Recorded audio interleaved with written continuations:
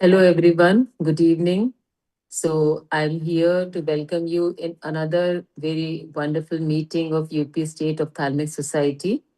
So, as we all know, we are having monthly webinar every month on the last Thursdays.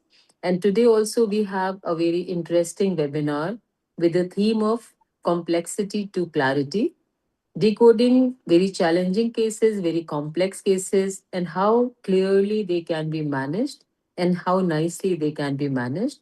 And today we have plethora of wonderful speakers with us.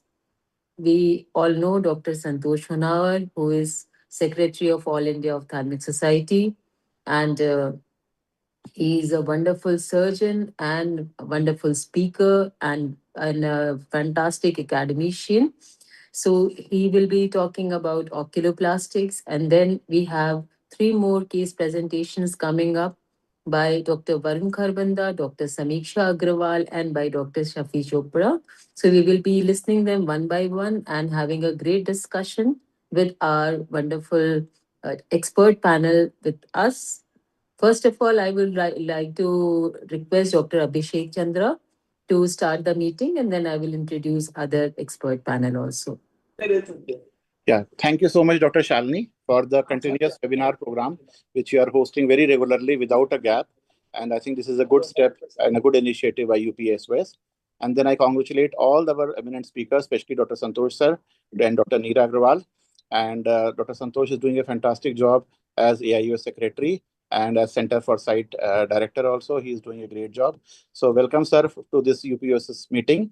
And we really are thrilled to hear you out and to learn from you as usual. Thank you so much, sir. Thank you so much, Dr. Abhishek. And so now I will be introducing our expert panel. Dr. Neera Agrawal, we know she is a cataract and refractive surgeon from New Delhi. And we all have heard her excellent talks and is a very commonly invited faculty all across the country. And then we have with us Dr. M.K. Singh sir, who is the Vice President, rather President elect, and going to be installed as President of UP State Ophthalmic Society. So we welcome you, sir. And then we have Dr. Tejas Shah with us. He is a very renowned and prolific cataract and refractive surgeon from Ahmedabad. And we know he introduced SSTC to All India Ophthalmic Society. So we welcome you, Dr. Tejas. Thank you. Thank you, Dr. Shalini. Yes. And sir, then we have Dr. Anu Malik with us. We know she is a wonderful surgeon and academician and is from Dr. RP Center of AIMS. And we feel so good to have Anu with us because she belongs to Meerut, UP itself, and now she is in RP Center. So welcome, Dr. Anu. And then we have very brilliant student of mine, Dr. Sneha Shah. She has been trained under Dr. Santosh Honavar sir and has also been trained from Moorfield Eye Hospital, London.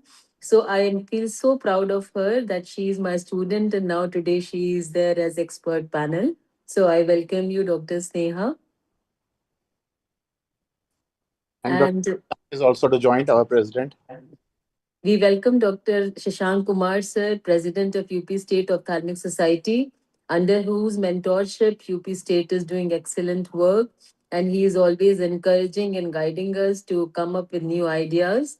Dr. Shashank sir, I will request you to unmute yourself and say a few words about the webinar. Hello, good evening to all. Good evening. Thank you, Dr. Shalini. Today's webinar, and Dr. Shalini is doing every month on the last Thursday of the month. So this time we have got the opportunity to listen Dr. Santosh Honavar. Thanks, sir, for giving us time. And our other speakers are Dr. Varun, Dr. Shafali Chopra, and Dr. Samiksha. So thanks to all the speakers to participate in the webinar. And thanks to our members who joined the webinar. And now, Dr. Shalini, please continue the Thank you so much, sir, for all the encouraging words. And now we move on to our next presentation, which is the keynote address by Dr. Santosh Honavar, sir. We are, sir, so thankful to you for accepting our invite. And from your busy schedule, we all know and understand how busy you are, working day and night to upliftment of All India Ophthalmic Society. And we all know that he has innumerable presentations and publications and traveling all across the world and has taken the oculoplastics to newer heights. And the way he's treating various difficult cases is an innovation, and we all are actually wanting to listen his topic of salvaging the unsalvageable. So, sir, I will request you to share your presentation. Dr. Santosh Honavar, sir. Thank you so much, Shalini. Thank you, UPSOS, for this kind invitation. I'll share my presentation. As is the theme, I've been asked to speak on difficult and complex cases. So I put together a series of potentially unsalvageable clinical situations which can currently be salvaged by using certain clear oncological principles. Are my slides seen? Yes, sir. Same. All right. Okay. So this is a series of cases that I've put together from eyelid to orbit, where it looks potentially unsalvageable. For example, this is a patient with sebaceous gland carcinoma with orbital extension. This patient has squamous cell carcinoma with scleral and limited intraocular extension, child with anterior chamber seeds with retinoblastoma, and a child with rhabdomyosarcoma. Earlier, we would have either enucleated them or even done orbital exentration.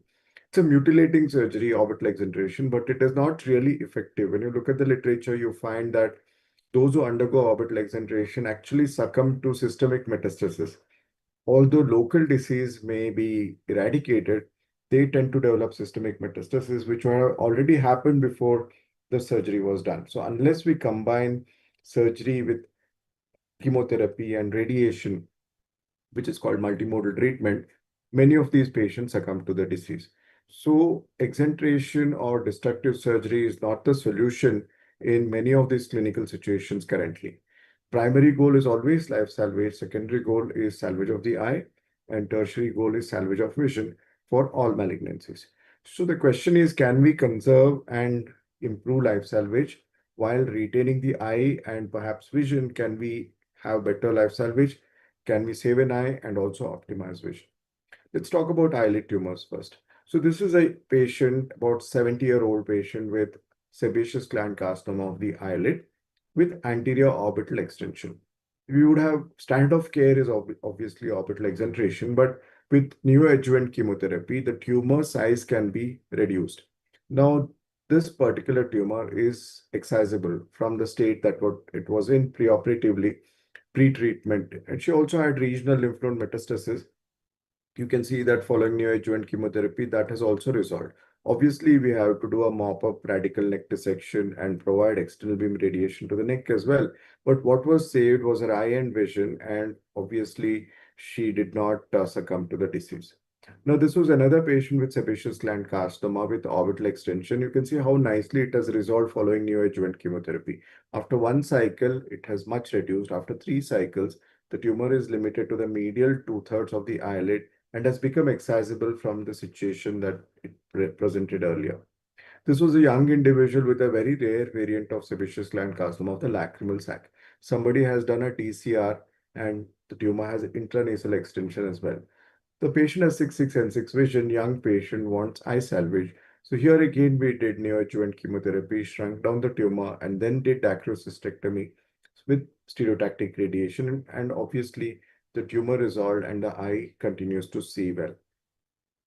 For orbital extension of basal cell and squamous cell carcinoma, we can give what is called targeted therapy. Erivedge or vismodegib can be given for basal cell carcinoma to locally control the disease, especially in elderly individuals who want quality of life to be maintained, who can't undergo surgery for medical reasons.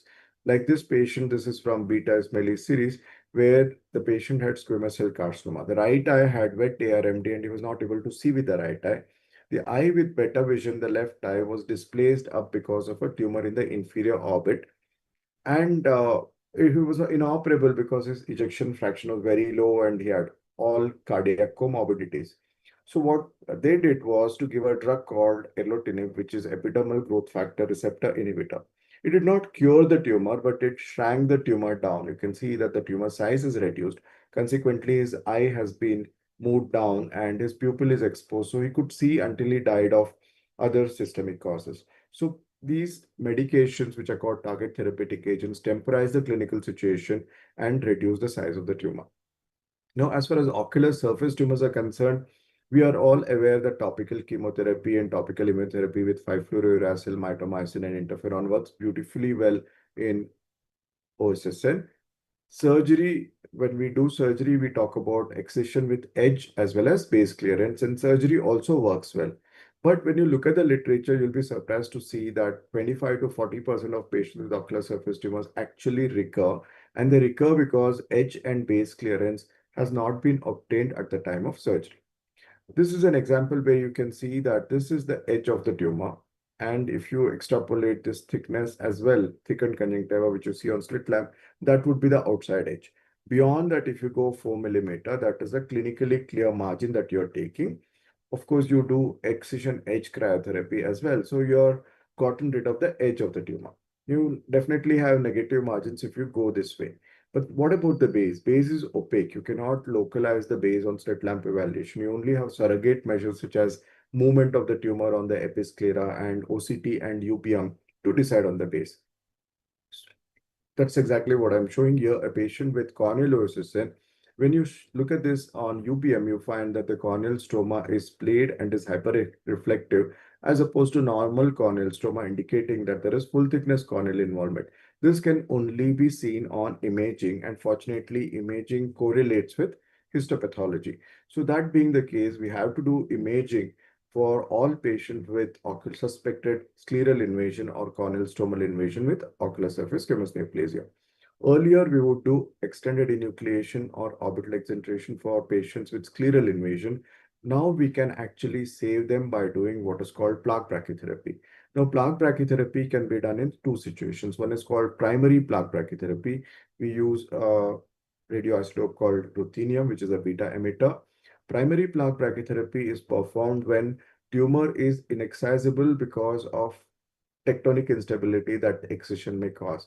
For example, this patient has scleral melt and corneal stromal melt. So if you try to excise it, there would be a gaping hole in the sclera, perhaps at the limbus, making it difficult for us to repair.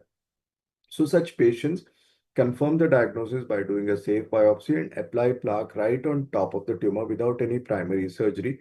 And that works well. We can do a good dosimetry by 3D conformal dosimetry technique and apply the plaque right on top of the tumor without any primary excision at all. So this is called primary brachytherapy. Either partially excise the tumor or don't excise the tumor and do brachytherapy right on top of the tumor is primary brachytherapy. One more clinical example where corneal stromal OSSN, which was recurrent, was treated with primary plaque brachytherapy. Primary plaque can also be done in patients where you have excised the tumor. This was a patient with multiple recurrence of conjunctival melanoma with intraocular extension. You can see this particular patient has ciliary body invasion as well. But the patient has good vision, 6/6 and 6 vision, and is very keen on eye salvage. Here we did what is called excision of the tumor with rotational plaque brachytherapy, where we place the plaque in various parts of the ocular surface to cover the entire extent of the tumor after having excised it and treated the ciliary body component as well. And following 3 years following treatment, you can see nice results without any local tumor recurrence. This was one more patient with conjunctival melanoma. The nodular component is easy, but what was difficult was the intrascleral component that could be treated with plaque brachytherapy. So at the time of excision itself for the scleral component, we applied plaque. That is also called primary plaque brachytherapy. Secondary is when we have excised the tumor flush with the sclera without doing sclerectomy or keratectomy, confirm the diagnosis and base involvement on histopathology, and then after a few weeks apply plaque brachytherapy. That is called secondary plaque brachytherapy. That also works well. So if you have any doubt at all about the diagnosis or the scleral involvement clinically, there are situations where UPM and ASOCT or even MRI cannot predict scleral invasion. because of the density of the tumor in terms of its keratin.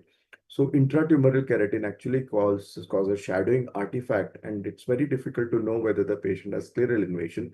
In such situations, you can remove the tumor, confirm the base involvement on histopathology, and then apply plaque right on the base itself, thus giving good results.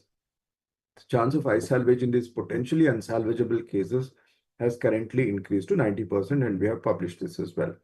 About other modalities of treatment for orbital and intraocular OSSN, we bring in what is called chemoradiotherapy. This patient, young patient, only 24-year-old patient, had multiple excisions elsewhere and currently has intraocular extension to the choroid as well as the ciliary body. This was squamous cell carcinoma. You can see choroidal detachment and intraocular extension.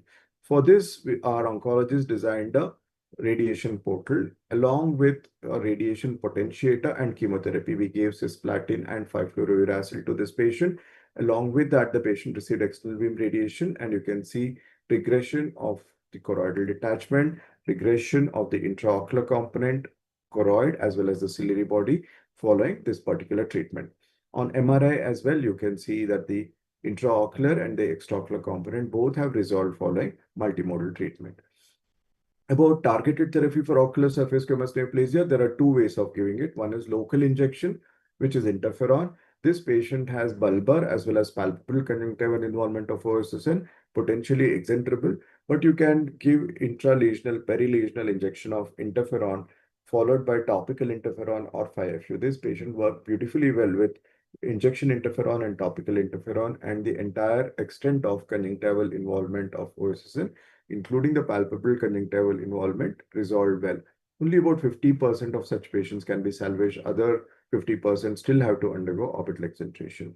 For patients with lymphoma of the conjunctiva, but a sliver of tumor going behind, hugging this equator between the superior rectus LPS complex and the lateral rectus and the sclera, it's very difficult to chase it surgically. Radiation can be given, but short of radiation, we can give perilesional rituximab. 5 milligram per ml, 3 weekly 6 injections is enough to take care of the tumor, so we can avoid radiation and salvage vision in these patients. There are other drugs as well. Cemiplimab is coming into vogue currently, and also pembrolizumab. Many of these drugs have become available in India and can be used to reduce the bulk of the tumor before we can do much conservative surgery. For conjunctival melanoma, this was a patient with regional lymph node metastasis, a recurrent conjunctival melanoma. For the metastatic part, we started him on nivolumab, and a few weeks later, the conjunctival component also had resolved. Earlier, we were determined to excise the recurrent portion, but then just with nivolumab, his conjunctival component also resolved clinically. So that makes it a case for using nivolumab as primary treatment for conjunctival melanoma, which is extensive or inoperable. In intraocular tumors for retinoblastoma, for eye salvage, we can use intraarterial chemotherapy. Intraarterial chemotherapy right into the ophthalmic artery, a 400 micron catheter peeping into the ophthalmic artery, after which we inject 3 drugs, melphalan, carboplatin, and topotecan, can resolve large tumors and diffuse vitreous seeds. That is how the final clinical appearance of the tumor is, with fovea and optic disc very healthy and exposed. Again, a patient with diffuse vitreous seeds treated with high-dose intravenous chemotherapy and periocular chemotherapy. Currently, for such patients, we use high-dose intravitreal topotecan.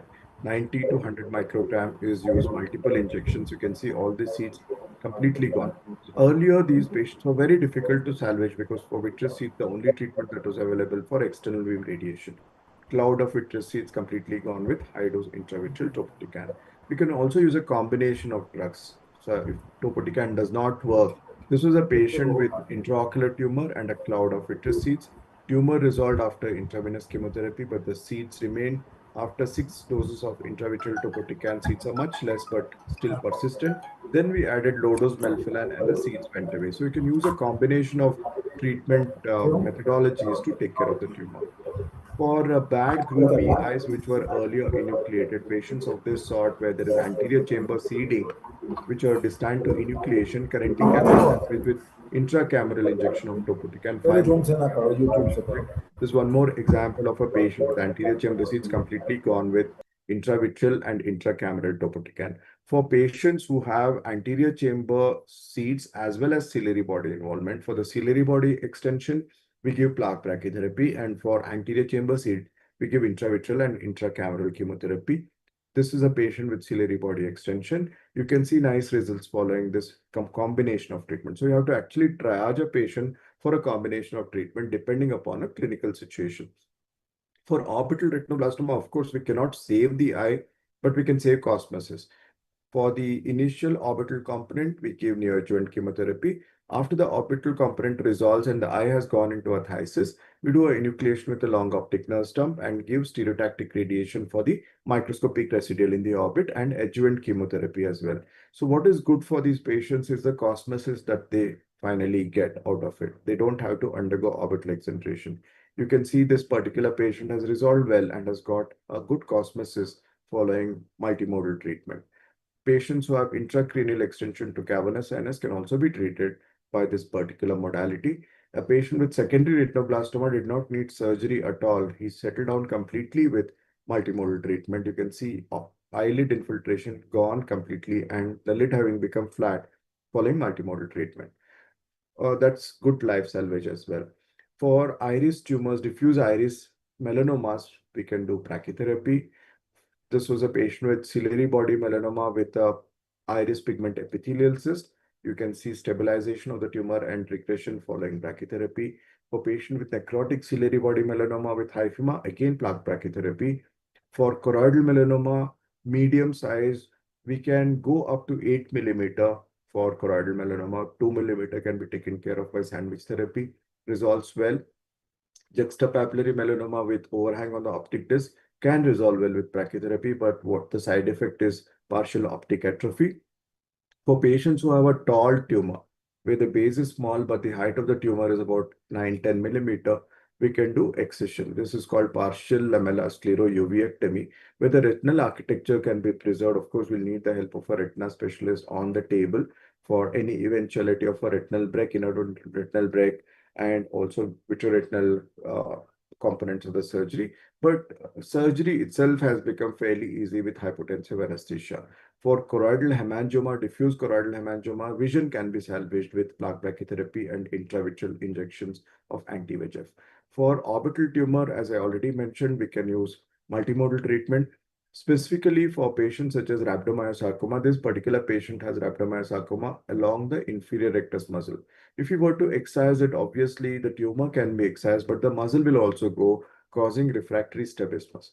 That can be salvaged by doing a limited excision. So here we planned what is called a limited excision, where a wedge of tumor was left along the course of inferior rectus. Rest of the tumor was excised, as you see here. And the residual was treated with obviously chemotherapy and stereotactic radiation. So child can retain the function of the eye as well as be free from systemic morbidity.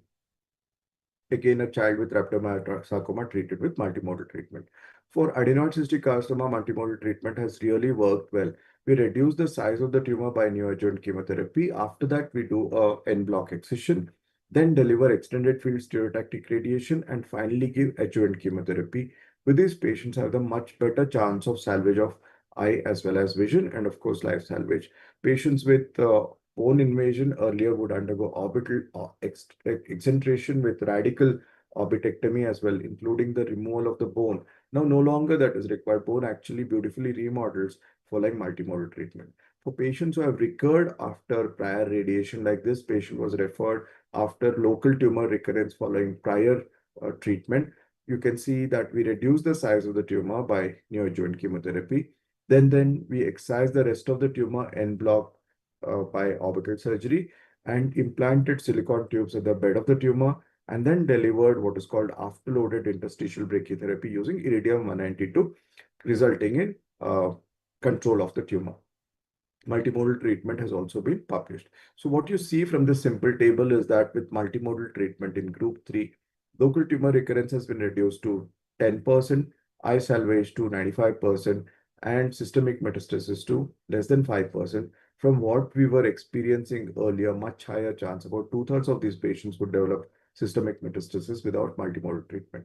So now it is clear that people with ropes around their necks don't always have to hang, and we have a lot of treatment modalities that are available in the realm of ocular oncology to take care of them. Salvaging the unsalvageable has currently become a reality. Thank you so much.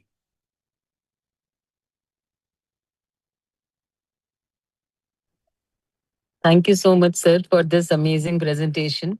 And truly, these eyes, which people think that they won't be able to see ever, but you actually have made them see.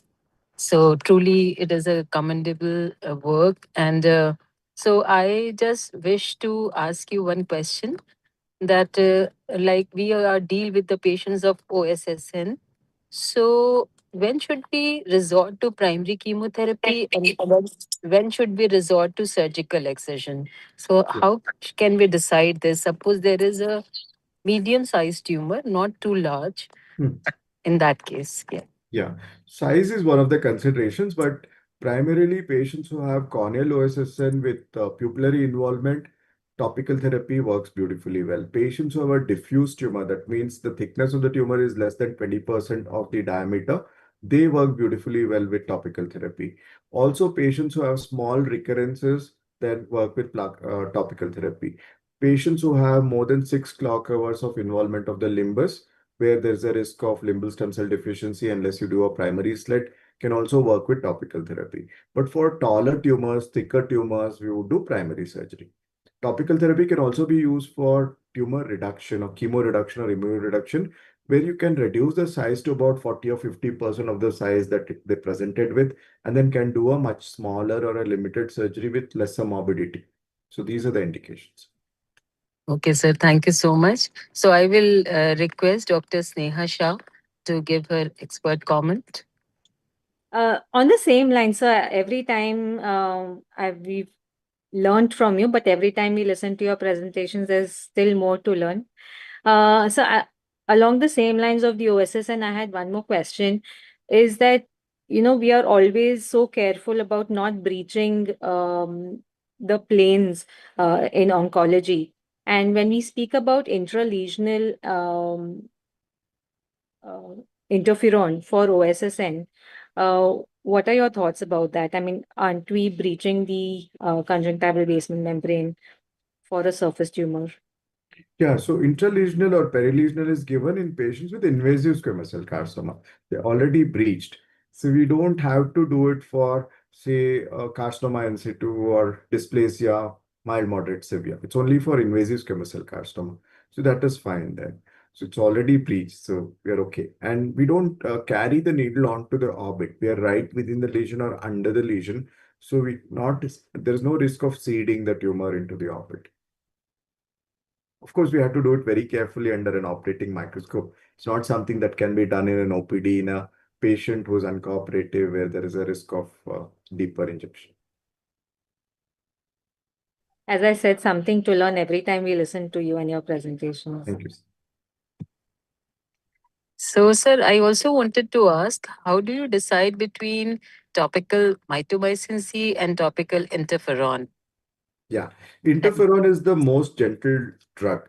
So topical mitomycin is currently no longer used as primary treatment. We either have 5-fluorouracil or interferon.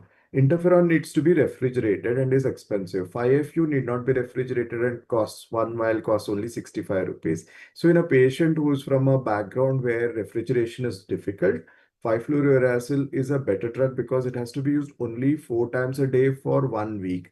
It is 1 week on and 3 weeks off. So you recompose a vial and then give it to him, and the patient uses it for 1 week and throws it away.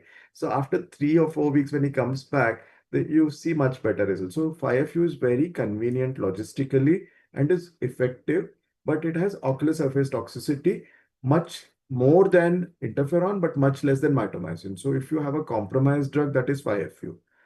If you give low dose topical steroids along with 5FU, then these patients don't tend to have ocular surface inflammation so much. So 5FU is the workhorse drug, but for patients who really don't want any topical, irritation, etc., and want a very gentle drug and are able to come back for follow-up, are able to use an expensive drug for 4 to 6 months, then interferon is beautifully. It's a very nice drug because it's very gentle on the ocular surface. And also it is useful in patients who have HPV infection. It doesn't work so well in patients with, say, HIV positivity. So in those patients, 5-FU is the primary drug of choice.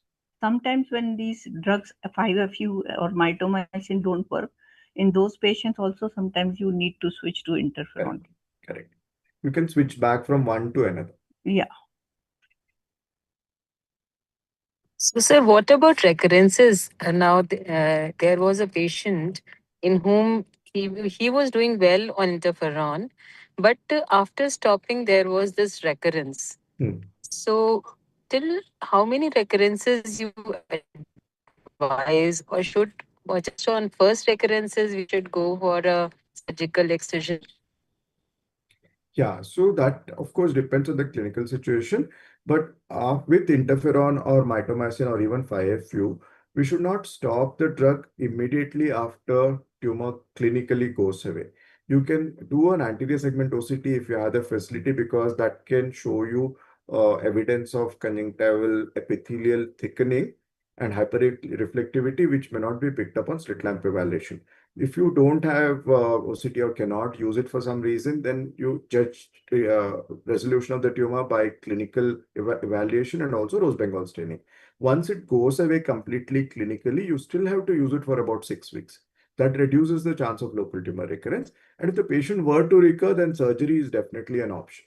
Or switch to a different drug from interferon to 5-FU, or 5-FU if you're already using to interferon. Mitomycin is reserved for patients who are very refractory, where 5-FU is also not working, then you can use mitomycin.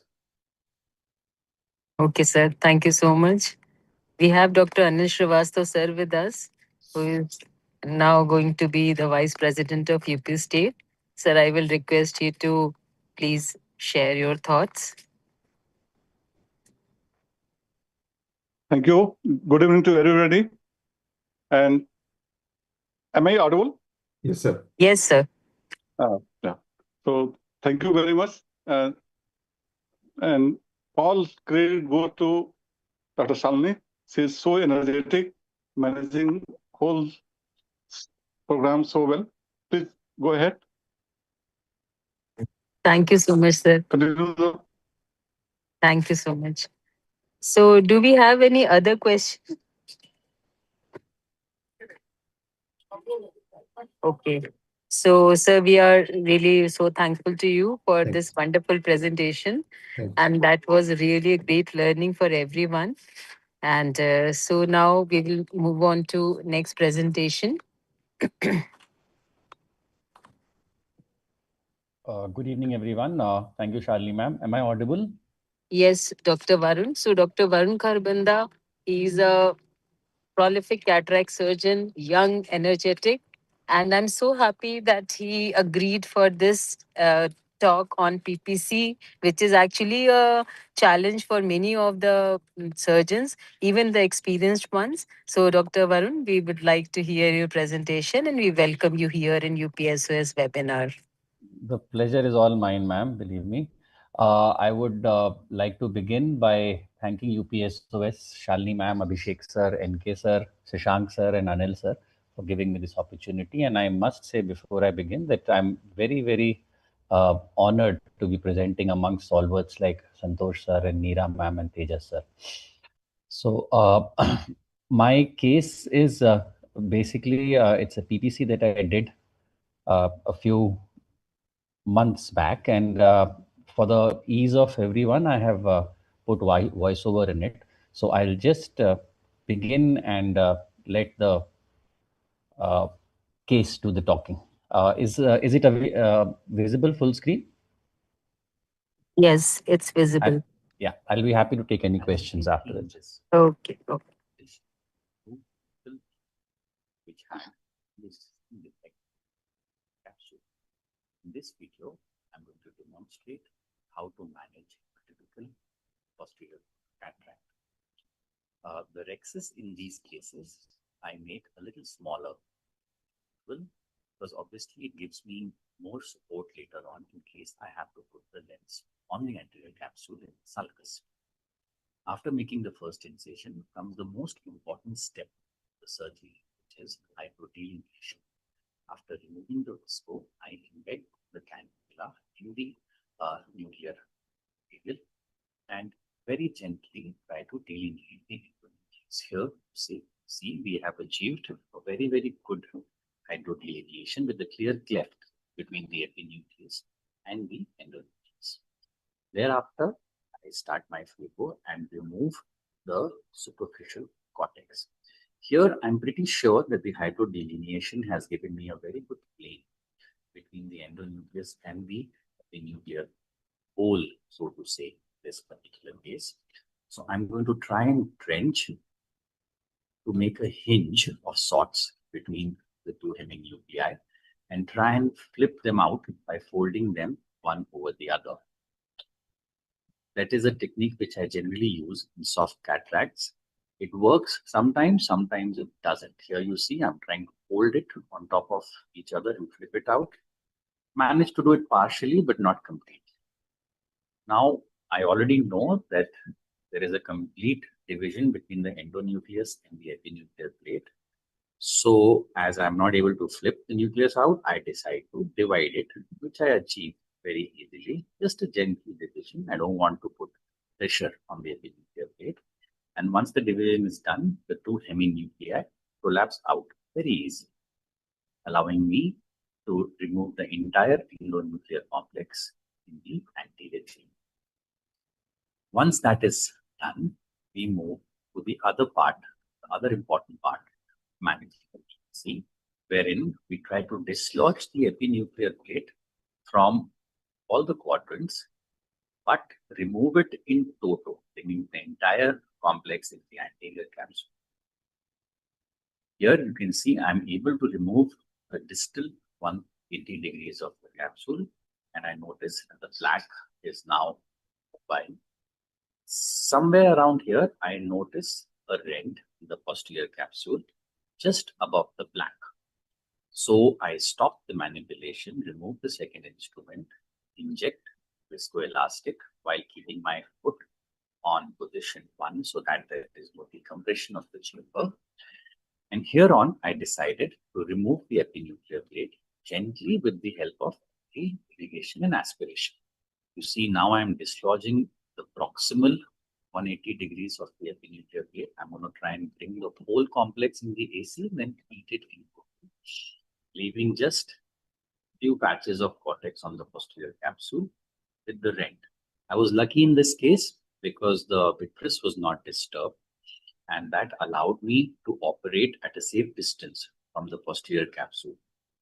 Had there been vitreous in the AC, I would not have been able to do these maneuvers as easily as I was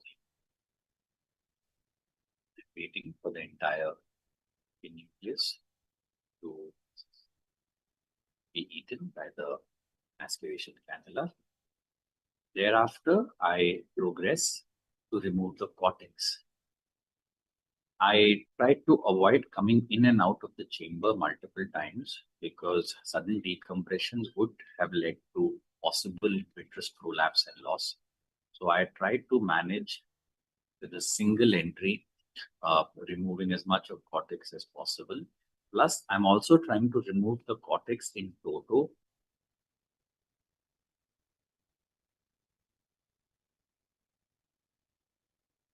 That small bits and pieces are not lost to the posterior capsule. Here you see I'm going to change hands. So before I bring out the irrigation cannula, I inject some visco. And I start from the other direction. I removed the cortical matter from the area of the posterior capsular rent, the last, because I had to be the most delicate with this part. Very gently. Thankfully, again, there was no vitreous loss and I was able to execute the step properly. Now we can see a clear cut, this longitudinal pole-to-pole tear, which is very typical of a posterior polar cataract.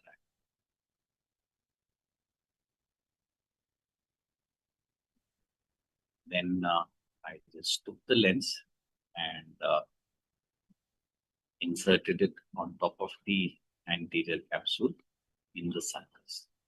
Ideally, it should have been a 3-piece lens, but in private practice, a lot of times we are not able to do this.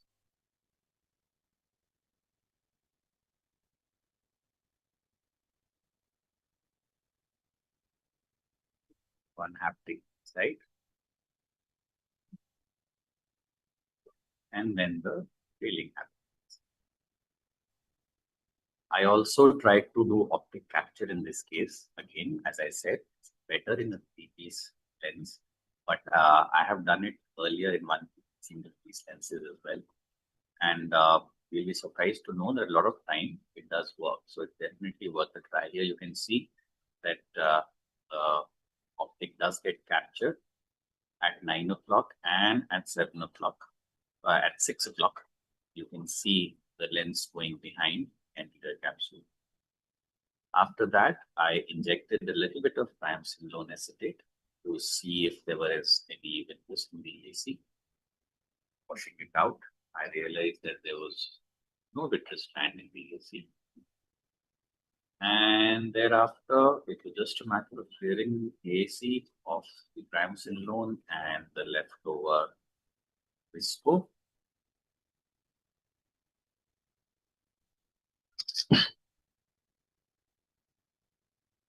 While hydrating the wound, I kept the irrigation cannula inside because, like I said earlier, sudden decompression should be avoided. While hydrating, while keeping the cannula inside, I hydrated 2 wounds, which gave me some protection, and quickly hydrated the third as well. And that's it. So that was it. Thank you. I'll be happy to take any questions if anyone has. That was a very beautiful case, Dr. Varun, and very nicely managed. Congratulations. So Thank we you. have experts with us, Dr. Tejas Shah. We would like to hear your comments and your Yes, opinion. definitely. Varun, I always forget to ask, are you related to Kulbhushan Kharbanda? Sir आपने 5 बार ये सवाल पूछा है मुझसे, 3 बार मैंने हाँ बोला है, 2 बार ना. Lovely answer. Lovely answer. Okay, so it was a picture perfect textbook kind of surgery. Awesome. Thank you, sir. Thank you, sir. But then, your picture perfect would not be mine. And so Absolutely. I just wanted to make a few comments. Sure. What was the age of the patient? Sir, 52. 52. Okay, pretty young. Yes, sir. How would I have done something different? Not that it would have ended up in a different result, because yours was the best and the most optimum result. But Thank you. in my hands, I would have done it in a different way. I would have not tried taking the perinuclear shell with the help of a phacoprobe. I have The 2 first levels part, of difficulty. the first half. Yeah. Yes. Yeah. I was being I lazy, have, sir. I totally agree. No. So that was my word. That is my world. I am now very lazy. I do a lot of bad things. And this is what actually happened. And you are too young to become lazy, Varun. You cannot do that. So I was trying my luck. Yeah. Coming back to the fundamentals is, if I feel that this is an impending perforation, or if I you have a gut feeling, then I would do a dry aspiration. Fill up the chamber Right. with viscoelastic and do it with the help of a 27 gauge cannula from the side ports. I don't want my main wound to be open during this maneuvering, or I would have done it Absolutely with the right. help of a bimanual from the beginning. Absolutely. So that is what I would have done. Second is you said 3-piece. No, this was a perfect positioning of a 1-piece. 3-piece is only when you are putting it in the sulcus. So I believe this was a very, very good decision. Now there are 2 schools of thoughts, whether to convert this tear into a PCCC, because if you would have wanted to if you would have wanted to entrap the lens, Yes, sir. then you would rather do it in a circular than an oblong one, because there the edges can tear. But then Exactly. the school is divided over that. Yeah. So Otherwise, इसमें पर this was longitudinal tear था. It could not have been conveyed. It was already from pole to pole, sir. This was No, just so- too big a Yeah, tear. Yeah. so what we do is we do it in 2 ways: superior and inferior, both a half round, so that it does not, there is more opening for the lens to go in. Right, sir. Yeah, but like I said before, there are two schools of thoughts, and I also would not have done it. But excellent, Varun. Thank you And so I'm much, going to sir. ask you one more time, are you related to Kulbhushan Kharbanda or not? Sir नहीं, ये final जवाब है sir. No. Final जवाब, lock कर दिया जाए. Yes. Great. So that was Dr. Varun, ji sir. one question that you place the haptics in the sulcus, is it right? Ji sir. Ji sir. It was not possible to place in the bag. No sir, the Right angle longitudinal to tear the was right too angle to big, the sir. tear. Sorry, can I interrupt? Yes, yes. Tejas. Dr. Srivastava. Yes. I thought you placed the haptics in the bag. No sir, sulcus, and I did an optic capture. Well, I think then It should be. It never can be be a placed single, in the bag, right it angle. can never be a single piece. Then it has to be a three. Be sir. Yes sir, it can be sir, but बात वही थी कि the tear was, so the posterior capsule was divided into two halves almost, and I was a little circumspect whether it will stay inside the bag or not. So I decided to put it in the sulcus and do optic capture for centration, and yeah, the patient is doing well. Yeah, of course. So I was lucky. Yeah. In fact, it is a long-term complication, and that also is more of a theoretical one, that the Yes, sir. haptics are more robust and they cause a lot of. But I would have definitely implanted in the bag and then did the optic capture. Very true, sir. But I was just a little skeptical about. Yeah, the understood. Yeah, so I stand to be corrected. I thought you put it in the bag. I missed that part. Sorry, Dr. Srivastava, please go ahead. Yeah. I would like to do in that way only. Put the lens in the bag and a right angle to the tear, and definitely do the vitrectomy and capsulotomy with the vitrector to clear the central area, to have a long-term clarity, and Right, sir. optic capture if the rhexis is smaller. Usually in these cases, we don't opt to do smaller rhexis, which are usually around 5.5 or 6, unless it is done by the femto. If it is femto, Right. then only optic capture is stable. Otherwise, you do optic capture and it shifts back. Yes, Because sir, it does happen. 4.8, 4.9, 5 mm तक तो optic capture चलेगा, उसके बाद नहीं जी। चलेगा. इसमें थोड़ा तो- छोटा ही रेक्सेस किया था सर मैंने. अच्छा. तो to avoid the pressure on the posterior capsule, usually we make a little larger Oh. rhexis, but when we do G, with the G. femto, then even 4.8 I understand, is sir. good enough. Yeah. Ji sir, ji sir, एकदम. Very good, Varun. Very good. Please go ahead. Thank you, sir. Thank you so much. Thanks. So that was an excellent discussion. And if anybody Thank you, else everyone. would like to comment, or should we move on to next presentation? Fine. So now we will move on to next presentation. And that is by another very brilliant girl, Dr. Shafi Chopra. And again, she's student of GSEM Medical College. I feel so proud of her. And now she is working in Center for Sight, Dwarka. She will be talking about a very interesting refractive case. And Dr. Shafi, I ask you to go ahead with your case. Thank you, ma'am.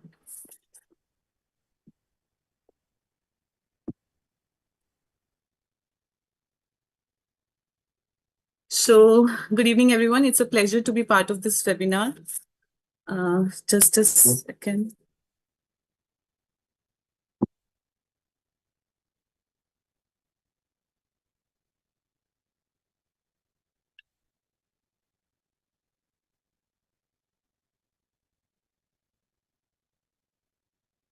So, I would like to thank UPSOS and Dr. Shalini Mohan ma'am for giving me this opportunity to present. A warm greeting to our keynote speaker, Dr. Santosh Honavar sir, my fellow presenters, and everyone joining us in this evening. So the title of my case is The LASIK Flap That Went Wrong. It was a routine case, and it was a routine LASIK, but with an uninvited pearl.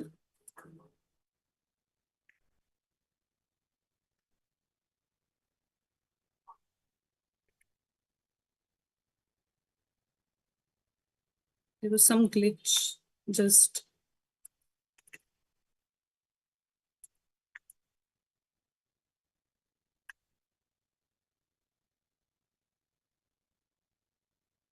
I can't move my slides.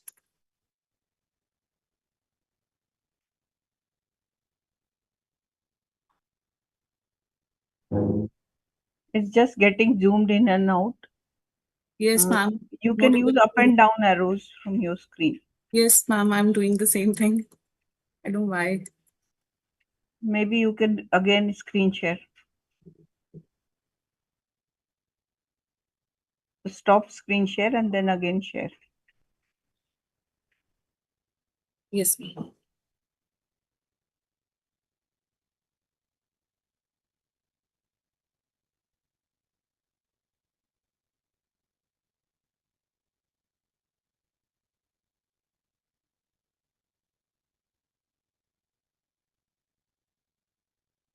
How my slides are visible?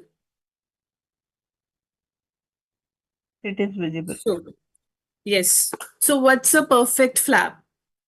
Every LASIK flaps creates a boundary, epithelium above, stroma below, and normally that boundary stays, sealed. There's some issue going on. You can see your slide. It did Yes, move. normally that stays sealed. There's smooth flap creation, clear interface, clear vision, but the flap, sometimes what happens?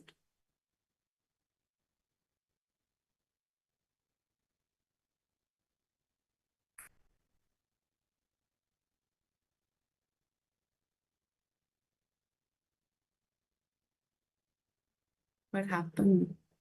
Dr. Shafi, are you using an Apple or a? Sir, it's a Windows. Okay. Yes, sir. Keep the Windows on the Apple. I think you can stop the presentation slide and go to the previous mode. I think it will work in that.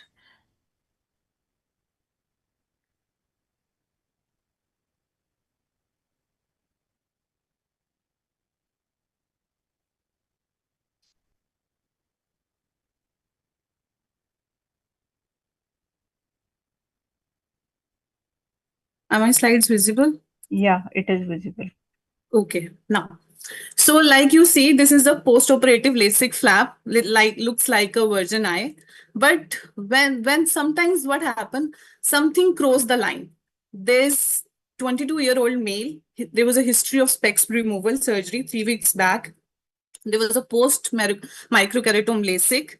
So what happened? He was complaining of a gradual, painless, progressive diminution of vision in the left eye for the past 3 weeks. So we did an analysis, and there was a vision we obtained.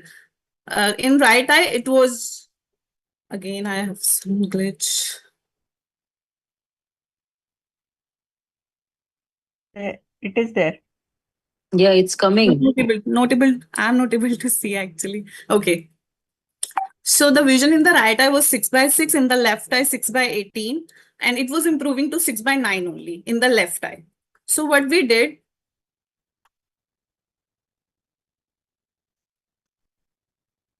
I'm so sorry,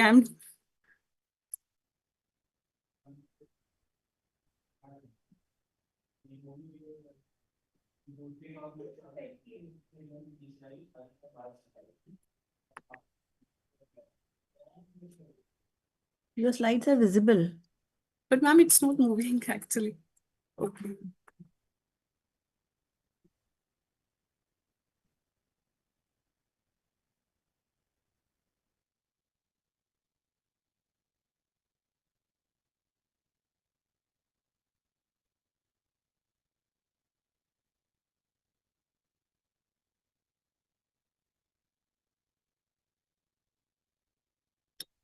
So there was multiple, on slit lamp examination, there was a multiple gray-white irregular opacities confluent at the stromal and flap interface, predominantly located inferiorly and inferotemporally, which was around 5 mm in diameter. And these opacities appear confluent, originate from the inferior flap margins, and the leading edge demonstrates a typical scalloped or the finger-like pattern. The lesion extends 4 mm from the flap edge and appears to be progressive towards the visual axis. As you all can see inferiorly, these are the finger-like projections which are proceeding to the central axis. So, and there was also a flap stria interface haze, which was observed surrounding the opacities extending from 4 o'clock to 7 o'clock. So we had 4 possibilities in our mind. First one was diffuse lamellar keratitis. Second one was infectious keratitis. Maybe it was a interface debris or a epithelial ingrowth. So what we thought about the diffuse lamellar keratitis, like there's a pattern of a diffuse peripheral to central migration, but in this case, there is no diffuse peripheral to central migration pattern. So we excluded this diagnosis. Then we came into the infectious keratitis. It was as also there is no stromal infiltrate with overlying, there is no epithelial defect, no pain, photophobia, or any anterior chamber reaction. So we also excluded this infectious keratitis as well. Then we thought of an interface debris, but we all know that debris is inert or a non-proliferative, doesn't have a defined leading edge or a fingerprint type of pattern. So we also excluded this one as well. Then we came on to the epithelial ingrowth.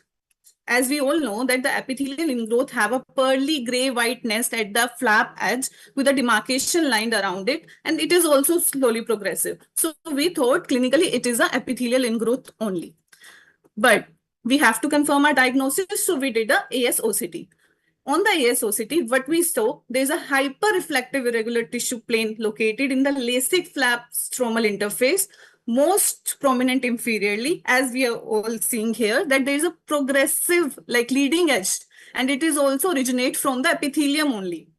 So we confirm it is the epithelial ingrowth. So why it happens? Like why there is a flap edge gap? There is epithelial migration, there is contact inhibition, and there is proliferation of the epithelial cells, like this only. So what can be the causes? Maybe there is intraoperative epithelial trauma, epithelial defect, poor flap adhesions, or a flap displacement or a dislocation. As in our patient, there was a microkeratome lacing has been done. So it can also be the cause, one of the cause. So what should be done in these type of cases? Should we observe or should we intervene? In the observation of the cases, what we saw, it should be thin, stable, nest, and there is a peripheral less than 2 mm of the flap edge involvement. There should be no progression on the serial examination. There should be no refractive or the visual impact. But in our case, it was opposite. There was a progressive growth. There was a visual significant, and it was involvement to the central axis. There was a irregular astigmatism. So we did intervene in this case, and what we did was a epithelial ingrowth removal and the flap ironing. So we lift the flap gently, very smooth with the dissector, as you can see here, very, very smoothly, beautifully done by Dr. Tulika Chauhan ma'am. So what they did, that she just removed from the stromal bed very gently, very smoothly, from the interface as well, very smoothly, so that flap tear can't happen. Then we did the reposition of the flap.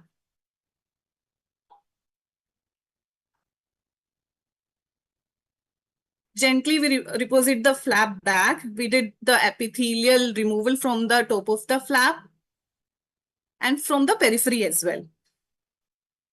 Then we did the ironing of the flap, and we put the glue at the flap margin to prevent the recurrence. And we placed the BCL. So the pre-operative outcome and the post-operative outcome was this only.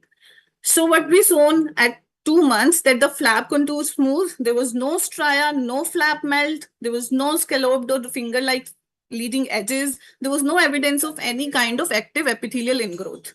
And it was consistent with the stable post-operative interface. The vision of the patient was 6/6 at 2 months. So the boundary was restored. but we should know when you see it, how you diagnose it, why it happens. We should always check why the flap because to prevent the reoccurrence, when to vet, should we observe, should we like intervene. So we also like think that the interface was never meant to have visitors. It's the flap that creates a boundary. When the epithelium crosses it, that the interface itself becomes the disease. So thank you. Thank you so much, Shafi. That was really a very interesting Sorry case. for the delay, ma'am. I know. That is okay. That is okay. And the video also was wonderfully depicting how you treated that case. So Yes. I will have a quick comments from Dr. Neera Agarwal ma'am and Dr. Anu on the topic. Excellent video.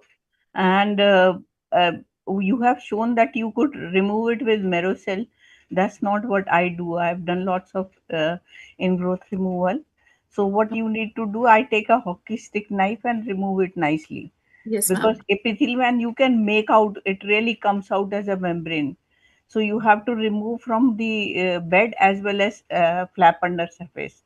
Yes, And ma'am. if there is repeated recurrence, sometimes you need to use alcohol to debride it. And Yes. regarding the epithelium removal, you don't need to do it all over the area. You can only do at the site of entry from where it was.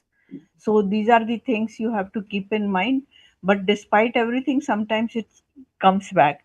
One thing I could not understand, why the cornea had so much haze after it. The cornea Ma'am, looked hazy in we that also area. did the same thing. We actually given the prednisolone acetate to the patient, but he was a little non-compliant patient. He was not very good at Prednisolone follow. acetate doesn't have much role in it.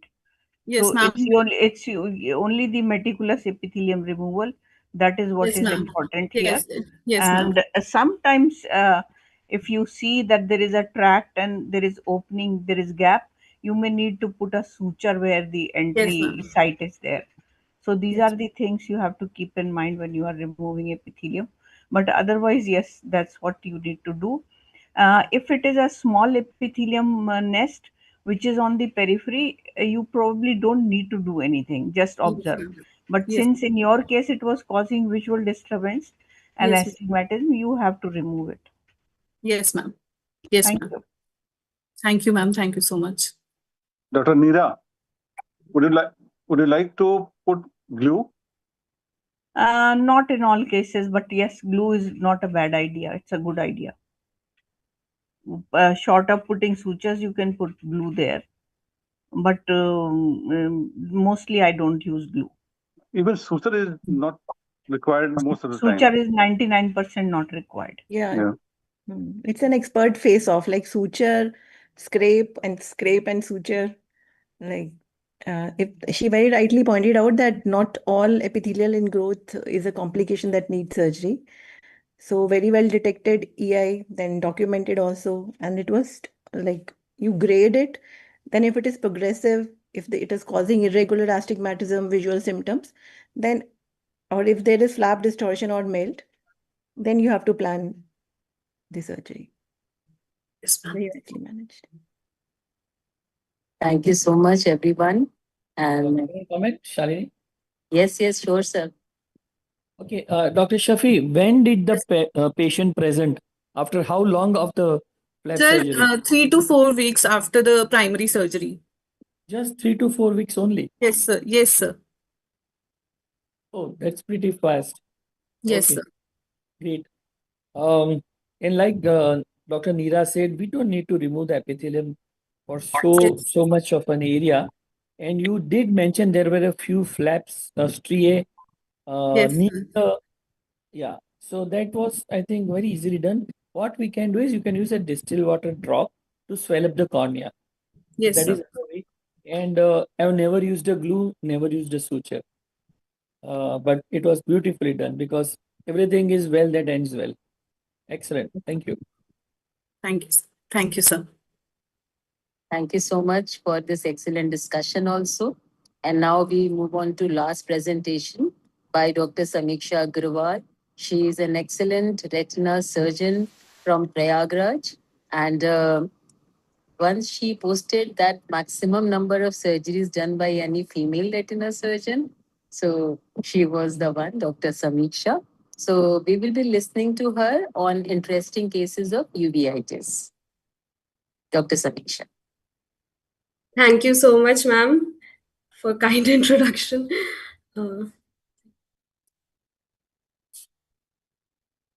Okay, just see.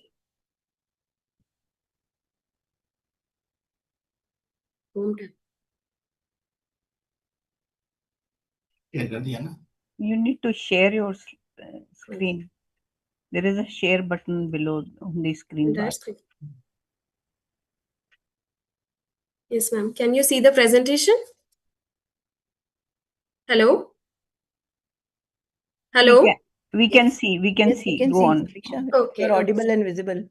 Okay, thank you so much. I would like to thank Professor Shalini Mohan ma'am and UPSOS for the opportunity. So I'll be presenting on uveitis unmasked, some challenging cases and diagnostic dilemmas. So coming on to the cases. So this was a case of 35-year male complained of seeing black spots in front of right eye since 1.5 years and seeing distorted images in the right eye. Best corrected vision was 612. So this was how the fundus photo was.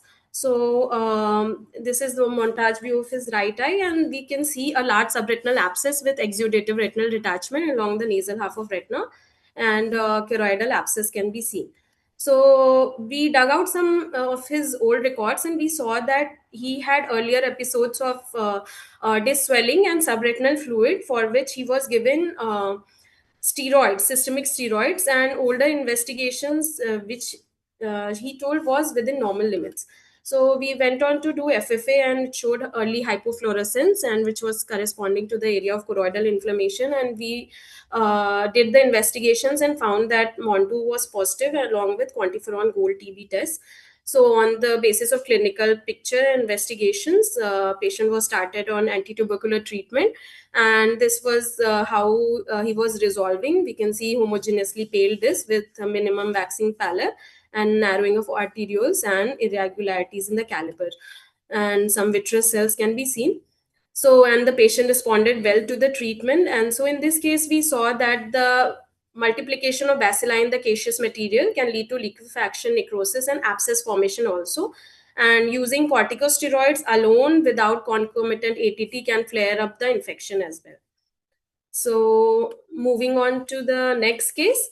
So this was again a 30-year male, complained of pain and redness and blurring of vision since 2 days. So this was the first episode with no history of treatment, and IOP was normal and best corrected vision was 624.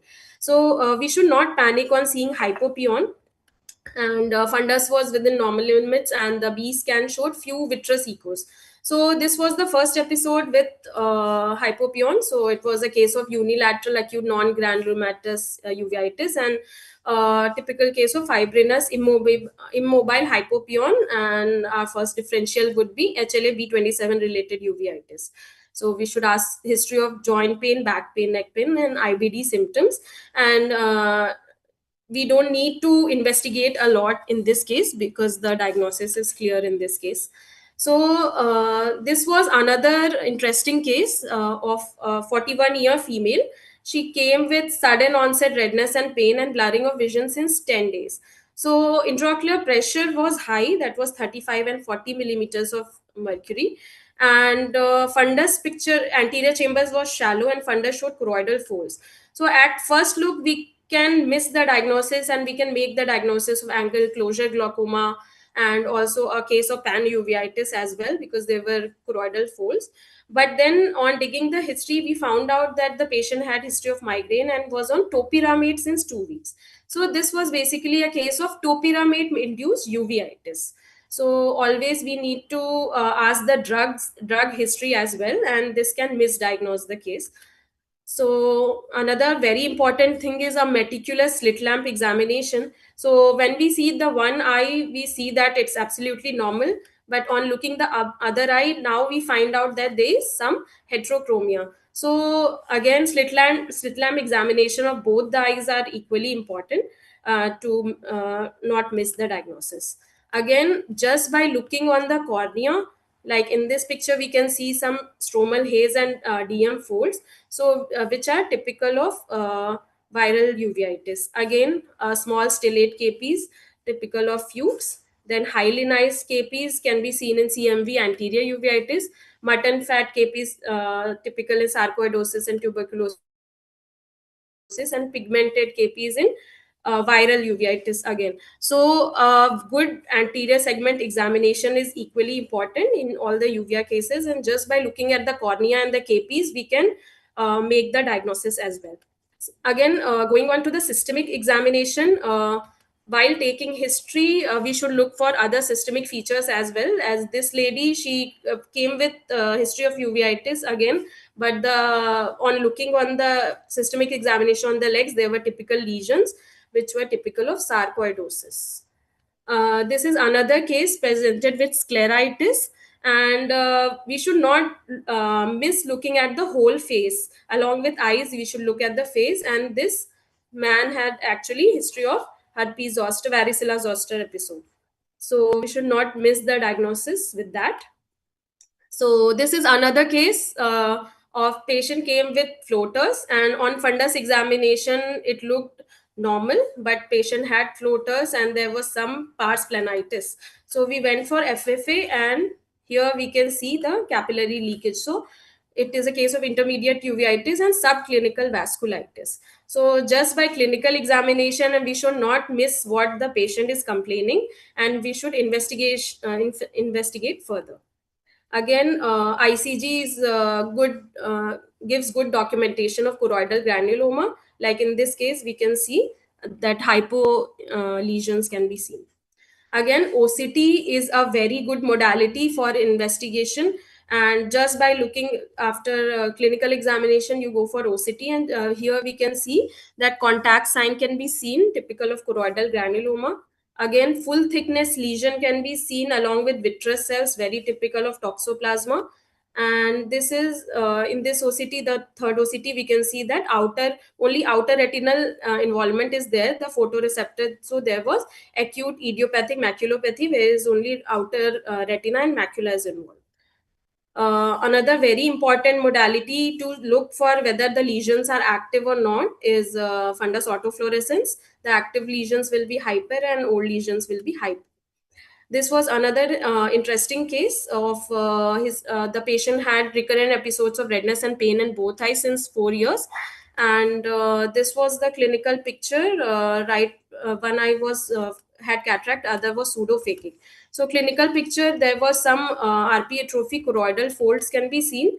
And again, as we all know, tuberculosis can be a great mimicker. This patient presented with panuveitis, and choroidal folds can be seen, and right eye complicated cataract with left eye anterior uveitis and hypotony. Again, this patient came out to be quantiferon gold TB positive, although the MON2 was borderline only, but HRCT was also suggestive, and we started with AKT. Again, although on follow-up on resolution, the fundus picture showed sunset glow fundus. So further, patient was started on IV methylprednisolone, and tablet cyclosporin was given. So a lot of overlap can be seen in the clinical picture, and both tuberculosis and syphilis are great mimickers. Another interesting case we should never miss on the history. So this was 42-year male, and patient had history of HIV positive and was on ART. So we can see this is a case of CMV retinitis, and also patient had retinal detachment. So patient was given ganciclovir, and followed by vitrectomy was done, and vitrectomy with SOI. This is the follow-up picture. And coming on to one of our last case. So this was a 68-year-old female, and she was actually referred to us to rule out diabetic retinopathy, and she complained of diminution of vision since 15 days. So she was a non-diabetic on insulin since 1 year, and had history of upper respiratory infection since 1 month. So what we found was there was no diabetic retinopathy, but what we found was there was a patch of retinitis, and also in both the eyes. So what she was sent for and what we found was completely different. So again, OCT and color photograph was done, and then her HSV IgM came to be positive.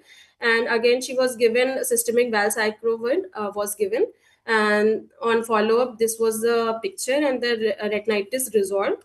Although later again she had some bouts of again recurrent episode of retinitis, and again tablet valcyclovir was given, followed by oral methylprednisolone. So later, after 1 month of antiviral treatment and recurrence, the retinitis almost resolved. Thank you so much. So the patient can present with any picture and with good clinical and systemic examination, and a good slit lamp examination can rule out a lot of things. Thank you so much. Thank you, Samiksha, for so wonderfully depicting an illustrated presentation. That was really a compilation of so many interesting findings that you had put in such a wonderful way. So we have with us Dr. N.K. Singh sir also, who is the incoming president of UP State Ophthalmic Society. I will also request him to share his thoughts. Dr. Abhishek, would you like to make some comment? No, thank you very much. It was really indeed a very nice presentation by all the speakers, especially Dr. Santosh Honavar as usual. And I thank all the speakers, and I would request Dr. Shalini to please continue the good work which you are doing. And my best wishes to the whole society. Thank you. So any question from Samiksha? No. So that was a wonderful She had a very excellent cases to present. Yes. Right. It was really lovely to refresh all that again. No, it was Thank you really so much. nice. Yeah, very nice. So if there are no more comments, we would like to wind up this webinar, and we'll come back again with another interesting webinar, and that will be 24th of next month. In the meantime, let us all say goodbye and see you soon, everyone. And because UP State Ophthalmic Society Conference is in Aligarh from 30th October to 1st of November, I will invite everyone to be part of this great academic extravaganza. Right? Thank you, ma'am. Thank you. Thank you. Thank you, ma'am. Thank you so much. Good night. Good night. Good night. Thank you, ma'am. Thank you so much. Good night, Bye, Shalini. bye, everybody. Bye. Good night. Good night. Thank you, ma'am. Bye-bye. Good night.